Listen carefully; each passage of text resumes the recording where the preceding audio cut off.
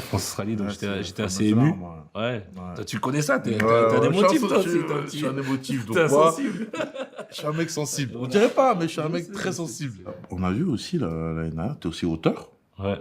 Ça, je m'y attendais pas. Ah ouais, moi non plus, je m'y attendais pas.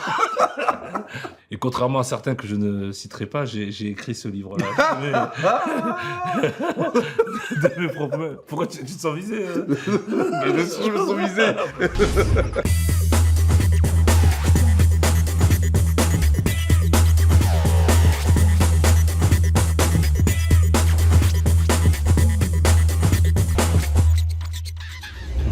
Bonjour tout le monde et bienvenue dans le Basta Show. Pour ce 3e épisode de la saison 2, on reçoit mon ami Yannick Nyanga. Comment tu vas? Ça va et toi? À fond? Ça va, quand je te vois, j'ai toujours le sourire. Ah ouais? Ouais, toujours. Il y a beaucoup de bons souvenirs qui remontent. Ouais, donc, c'est vrai qu'on a eu pas mal de petits moments ensemble. Ouais. Toujours ce rôle de grand frère en équipe de France surtout. Des moments un peu plus compliqués l'un contre l'autre en club, mais voilà, moi on s'est toujours apprécié. Yannick, on a eu quand même un week-end de fou Ouais, là, sur la Pro D2 et sur le top 14. Ouais. On est obligé de parler de Vannes bien sûr. parce que j'ai envie de dire enfin. Enfin, ouais. Enfin, ben, c'est... Moi, je suis très content pour eux parce que c'est un club qui a une bonne histoire avec le Racing et donc on leur prête régulièrement des joueurs et j'ai vu l'évolution de ce club là sur les 10 dernières années. Bon, ça fait bien plus déjà que qui sont à ce niveau-là. Leur coach Jean-Noël Spitzer qui est là depuis 19 ans. Je Il pense que s'est accroché parce Ouais. qu'il a eu une saison à un moment compliqué, compliqué, notamment la hein. demi-finale contre Oyonnax l'année dernière où ils peuvent gagner, mais bon, ils perdent. Et puis là, franchement, je pense que voilà, il y a rien à dire sur le match, même si Grenoble, il y avait une belle histoire aussi autour de Grenoble, mais sur le match, on peut pas dire et sur la saison que Vannes ne mérite pas. Donc voilà, c'est content pour eux. Maintenant, il va falloir se maintenir en top 14. Mais vu la structure du club, je pense que c'est comme quand même... tu disais, le match un peu indécis jusqu'à la 60e minute, il y a 7-3. Comme tu disais, Grenoble, ils sont envoyés. Ouais. Et au final, Vannes qui gagne, et surtout, il y a eu du beau jeu, quoi. Ouais, il y a du beau jeu. Bon, Grenoble peut se mordre les doigts quand même, parce que je pense qu'ils ont 2-3 occasions, notamment à la fin, pour pouvoir marquer. Mais sur la saison, sur le match, et notamment le début de match, Vannes est au-dessus et prend le score. En fait, ils ont toujours mené, hein. Il y a jamais eu d'avantage pour Grenoble. Et voilà, au final, on va dire que c'est mérité. Ouais, en plus, c'est bien que... on parlait beaucoup, on a beaucoup dit que le rugby s'ouvrait un peu à d'autres horizons. Ouais. Et enfin, un club breton en top 14. Alors, je te cache pas que pour moi, pour organiser un déplacement Toulon-Vannes, j'ai déjà mal à la tête, Ouais. mais c'est bien en tout cas pour le rugby français. Ouais, c'est bien pour le rugby en général. Ouais. Je pense que ça a toujours été le sud, le sud-est, le sud-ouest. Là, c'est un peu. Je pense que c'est intéressant qu'il y ait des clubs qui montent. Alors en Pro D2, il y en a beaucoup plus qui pointent le bout de leur nez. On a Nevers qui est là maintenant depuis un moment, qui joue les premiers rôles. Bon, il y a tous ces clubs historiques du sud comme Béziers. Tout, je suis originaire, mais c'est vrai que de voir Vannes, de voir la Bretagne, et quand on voit surtout le monde qu'il y a dans les stades, dans le stade à chaque fois de la Rabine, ouais, ça promet. Je pense que quand ils vont recevoir les Toulouse, Stade Français, Racing et tous les autres clubs, ça va être que des guichets fermés. fermés. Ouais, c'est clair. Ça fait tellement longtemps que ce club, les supporters, ils attendent ça. Ça va faire que des matchs à guichets fermés. Et, voilà, je pense que tu vois, l'accueil avec la cornemuse et tout, ça va apporter quelque chose de nouveau. Je pense qu'on n'a jamais vu dans le top 14. Ouais, je pense qu'ils vont devoir agrandir leur stade. Parce que ouais, c'est clair. Même si j'aime beaucoup ce stade-là, très proche, il fait beaucoup de bruit au cœur de la ville. C'est vraiment un beau stade, mais je pense que voilà, s'ils arrivent à se maintenir en première division, il va falloir qu'ils agrandissent ce stade. Félicitations à eux. Ouais. Malheureusement, il y a eu forcément, dans une finale comme ça, il y a toujours un gagnant et un perdant. Ouais. Là, c'est Grenoble, mais ils ont encore une chance de pouvoir monter avec ce match de barrage contre Montpellier. Là aussi, Montpellier, une saison vraiment hyper compliquée pour eux. On voit là, sur la dernière journée, ils prennent 50 points à Clermont. Parce que je pense, je sais pas ce que tu en penses, mais pour moi, ils ont déjà basculé bien sûr. sur Et puis, ce match de barrage. il sert à rien, on va se dire, ce match contre Clermont, il sert à rien. Donc, c'est jamais agréable de prendre 50 points, mais je pense qu'ils ont la tête déjà au barrage. C'est quand même difficile. Tu te rends compte que c'est depuis leur titre, en fait. Hein. Moi, je me souviens quand on était à Toulouse, Guy Novès, il avait tendance à dire que dès le premier jour de la rentrée, on n'était plus champion de France. Et je pense que Montpellier, depuis leur titre de champion de France, ça a été compliqué. Et il y a une lente descente aux enfers. Et là, bon, j'espère quand même qu'ils vont s'en sortir, parce que ça reste quand même un des grands clubs du paysage du rugby français. Et même si voilà, je souhaite à Grenoble de revenir en première division un jour, voilà, je sais pas si ça doit être aux dépens de Montpellier, on verra. Ouais, c'est clair que ça va être un gros match, beaucoup de pression, beaucoup de tension. Match à Grenoble, Montpellier, c'est parce que on a tous joué à Grenoble. Ouais. C'est jamais simple de jouer là-bas.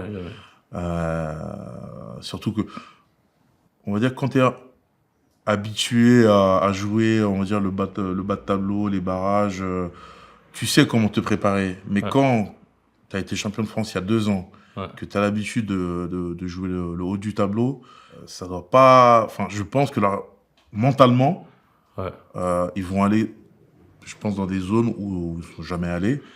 Mais comment toi, quand tu te mets à la place de Patrice Colazo, comment tu peux préparer ces mecs-là à jouer parce que là, c'est sauver un club quand même. Ouais, c'est sauver un club. Et après, c'est pour ça que ces derniers temps, au tout début, pardon, pas ces derniers temps, mais au tout début, c'était le club de Pro D2 qui gagnait à chaque fois hein, ce match de barrage-là, parce qu'ils étaient déjà préparés à jouer quand le club de première division, c'était compliqué pour eux. Maintenant, ça fait, je crois, 2 ou 3 fois que c'est le club de première division qui gagne, parce que il y a un historique autour de ce match-là. Savoir comment ils vont le préparer, je pense que comme un match de haut niveau, ça reste quand même malgré tout les mêmes ingrédients à chaque fois. Hein. Ça va se jouer devant. Si devant, on peut les prendre dessus sur Grenoble, même si Grenoble a cette capacité à envoyer beaucoup de jeux. Je vois pas comment ils peuvent passer s'ils se font dominer devant. Maintenant, voilà, c'est sur un match, tout peut se jouer. Ils vont jouer à domicile, il va y avoir du public, des faits de jeu. Ouais. Le match qui démarre pas comme il le faut, c'est la beauté du sport, on va dire. Mais je pense quand même que voilà, l'équipe de Montpellier, elle a quand même un avantage en termes de collectif, d'individualité. Je pense qu'ils sont quand même au-dessus. Il y a encore beaucoup d'internationaux qui sont à Montpellier. Je pense à Cobus Renard à la mêlée. Devant, ils ont quand même beaucoup d'arguments à faire valoir. Alors Grenoble aussi. Mais ils ont quand même eu une saison très très très éprouvante. Ils avaient 8 points de retard en début de saison. Ils ont réussi à se qualifier sur l'avant-dernière journée, je crois. Non, je pense que c'est magnifique pour Grenoble, mais j'ai peur que ce soit le match de trop. Il faut être capable de se remobiliser après une finale perdue dans la semaine d'après, alors que je pense que Montpellier, ils sont déjà dans ce match-là depuis 3 semaines. Je pense quand même que ça devrait le faire pour Montpellier.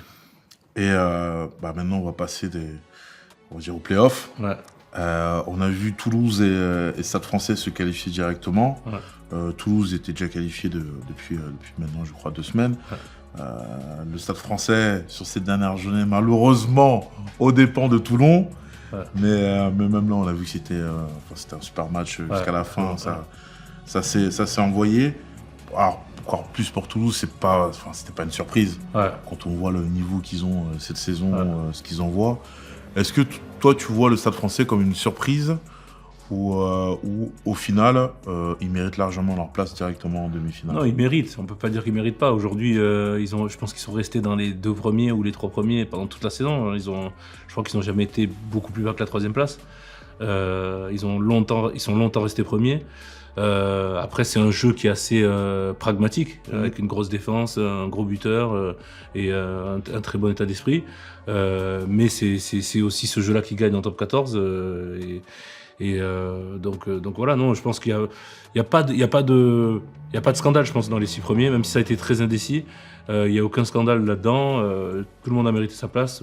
Toulon aurait pu y être, mais le début de saison de Toulon était pas comme la fin. On sent vraiment que Toulon, c'est une équipe en construction et match après match, ils sont de mieux en mieux, mais ils reviennent quand même de loin. Donc je pense qu'avec une journée de plus, peut-être que Toulon, une ou 2 journées de plus, peut-être que Toulon finit dans les 2 premiers. Et voilà, maintenant je suis pas sûr que ça soit une assurance de quoi que ce soit d'être dans les deux premiers. C'est vrai qu'il y a un match en moins à jouer, mais on a trop vu dans l'histoire du top 14 que le 6e pouvait être champion, le 5e, le 4e, le 3e. Donc, je me souviens, c'est quoi? C'était en 2018 où Castres, ils sont 6e. C'est ça, ouais. Ils sont champions de France. Voilà. Montpellier aussi, ça a été le même cas, exactement, je crois. Donc, en fait, après, sur un match, ça ne veut plus rien dire. C'est ça. Donc, on part du premier barrage, Toulon-La Rochelle. La Rochelle qui a annoncé que, avec la perte de leur titre en Champions Cup, que l'objectif c'était maintenant le Brennus. Comme les 6 autres équipes. Ouais, ça c'est clair. Mais ça va être un gros match, ça c'est sûr et certain. Nous, de notre côté à Toulon, ça faisait 6 ans qu'on n'avait pas fait les phases finales, donc on va dire le premier objectif a été rempli. Maintenant, on a atterri entre guillemets dans le tableau de Toulouse. Ouais. Donc, ce sera dans tous les cas, que ce soit ou Toulon ou La Rochelle qui passe, ce sera 2 très gros matchs. Ouais.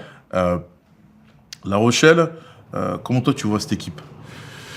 Et moi, je la vois comme une équipe de très haut niveau. Ils ont déjà les joueurs qu'ils ont, c'est des joueurs incroyables. Hein. Quand on parle de Aldrit, de Skelton, de Antonio devant, rien que ces 3 joueurs que j'ai cités, ce sont 3 tops mondiaux à chaque ligne. Donc ça fait qu'ils ont un paquet d'avant qui broie littéralement ses adversaires.